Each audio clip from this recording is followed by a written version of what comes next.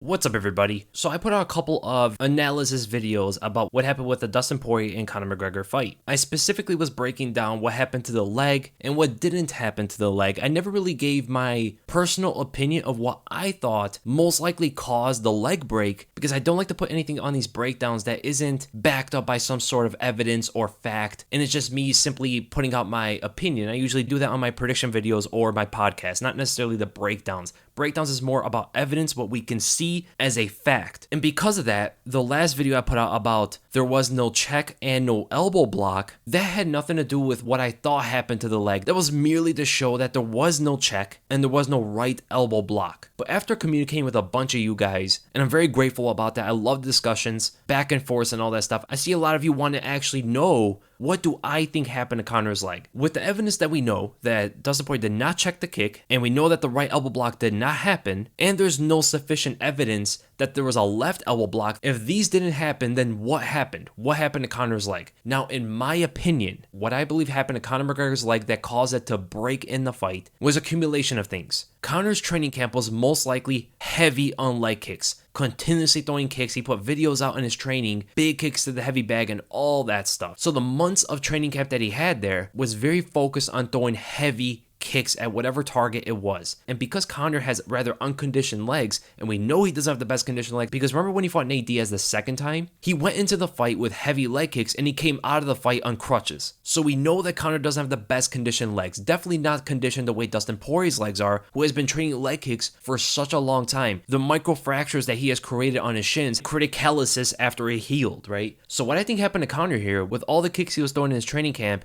he must have caused microfractures in his shin, and he didn't give enough time to heal to create those calluses, so he came into the fight with his leg already somewhat compromised, making it much weaker. And the fact that he was blasting Dustin Poirier with kicks, especially to the harder parts of his leg, this must have caused even further damage. And it was accumulation of damage to the point where possibly, just possibly, when he front kicked Dustin and hit his forearm, that might have been the straw that broke the camel's back. After all the kicks in training, then the kicks backstage, and then the kicks in the fight, that last kick might have been the straw that broke the camel's back. And then when Conor went to go plant to throw the big left hand, the lift off from his back foot ultimately caused enough pressure to just snap whatever was left. That is my opinion of what the most probable thing happened in this fight. That's my opinion. I'm not saying that's fact at all. That's why I didn't really put those in my breakdown videos, because I can't say all that for certain. And this definitely does not take away from Dustin Poirier's performance. Dustin Poirier was smashing Conor McGregor and even won the round by a 10-8.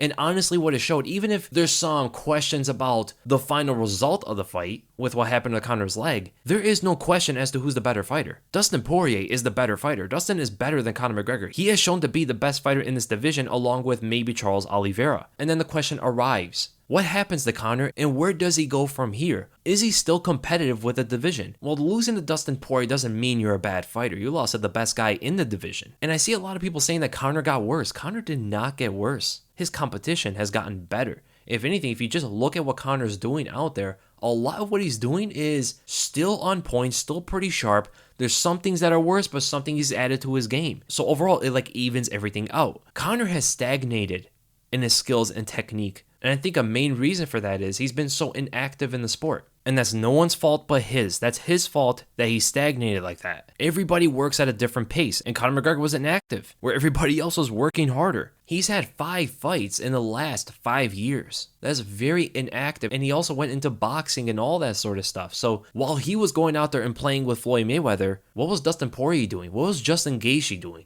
What was Charles Oliveira doing? What were all these great fighters doing while he wasn't competing in the sport? They were fighting killers after killers and sharpening their MMA skills. And that is the reason why Dustin Poirier isn't just better than Conor McGregor. He's far better than Conor these days. If you really think about it, after Conor fought Eddie Alvarez back in August of 2016, Conor was out of competition for 2 years. What did Dustin Poirier do from August of 2016 to October 6th? Of 2018. He suffered the loss to Michael Johnson, which is actually a very critical experience in his career. When Dustin Poirier loses, he knows how much better he needs to get. comes back and fights Jim Miller, beats Jim Miller, had an important experience there yet again, because what he learned from the Jim Miller fight came in handy when he fought Conor McGregor and Justin Gaethje. Those calf kicks, Jim Miller was attacking Dustin Poirier with calf kicks, and he learned from that fight how effective those kicks are. Dustin learned about those calf kicks back in 2017. When did Conor learn about them? 2021 when he fought Dustin Poirier. Dustin had a 4-year head start about calf kicks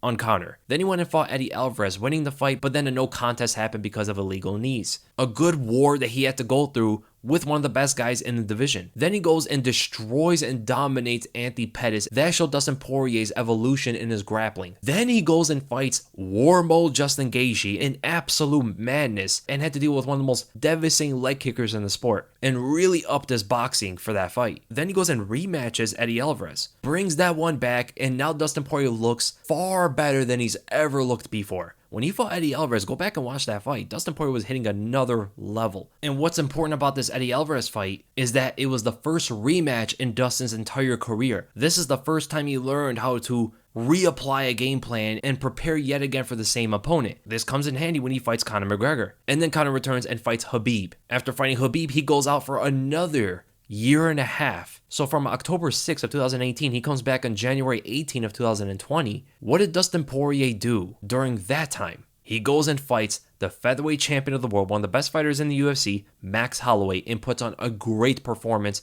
really showcasing his boxing and power. He goes and fights Khabib and loses. Good experience to know where he needs to get better, especially in the grappling. Then Conor McGregor comes back and only fights Donald Cerrone, who's definitely on the downhill. And then Conor takes another year off. What does Dustin do for that other year? He goes and fights Dan Hooker, and then Conor McGregor yet again returns to fight Dustin Poirier, this guy who went through 9 total fights against contender after contender, training camp after training camp, evolving every single time. And Conor loses. Comes back yet again, and Conor loses yet again. This is not only true for Dustin Poirier, I'm just putting him as an example. It just goes to show you how hard these guys have been working while Conor was out of the sport. Conor stagnated where everybody else was getting better. And now Conor's trapped in the lion's den. He's one of the top contenders of a division that he really can't compete with the same way. The fighters of this division have surpassed him, and he kept his rank. So honestly, where I put Conor McGregor's caliber, I don't see him be most of the top 7. Of course, anything is possible. It's the lightweight division. And if you're a top 10 fighter in the lightweight division, you can beat anybody. That's how good the division is. But if I look at Dustin Poirier, Justin Gaethje, Beneil Dariush, Michael Chandler, Tony Ferguson, Rafa dos Anjos, Dan Hooker, Islam Makhachev, and Gregor Gillespie,